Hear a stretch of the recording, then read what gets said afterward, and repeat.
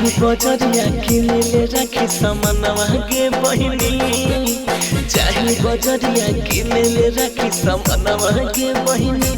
राखी बंधाई में देबो हथवा के कंगनवा के बहिनी, राखी बंधाई में देबो तोरा हाथे कंगनवा के बहिनी। भौजी से ज्यादा देबो तोरा दुलारवा के बहिनी, भौजी से ज्यादा देबो तोरा दुलारवा के बहिनी।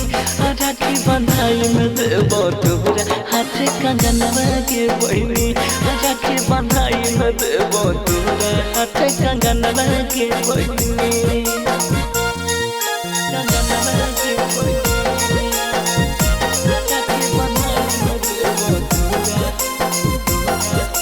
खुशियाल रिकॉर्डिंग स्टूडियो वारशलीगंज।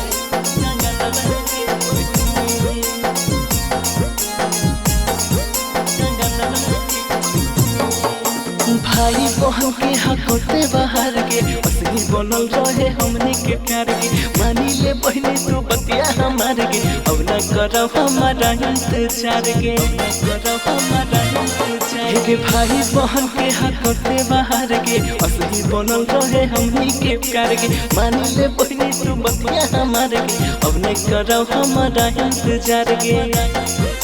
भाई के अपन मानी ले तू कहनवा के बहिनी, भाई के अपन मानी ले तू कहनवा के बहिनी। राखी बंधाई में देबो तोरा हाथे कंगनवा के बहिनी, राखी बंधाई में देबो तोरा हाथे कंगनवा के बहिनी, कंगनवा के बहिनी।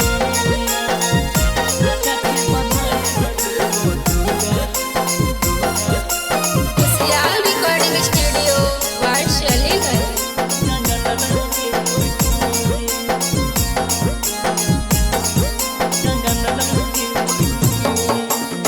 जे तू कहमी देबो कि नहीं, नवादा बाजार से देबो मंगाएगी। दिहे हमार हाथ में राखी सजाएगी, बहनी कभी नहीं हम करबो लड़ाएगी।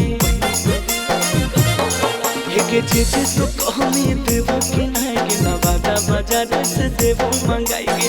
दिहे हमार हाथ में राखी सजाएगी, बहनी कभी नहीं हम करबो लड़ाएगी। जे मिलतो भैया से तोरा गवा के बहिनी, दिल पे दर्द के मानी ले तू कहनवा के बहिनी। रोहित शर्मा देतो हाथे में कंगनवा के बहिनी, राखी बंधाई में देतो हाथे कंगनवा।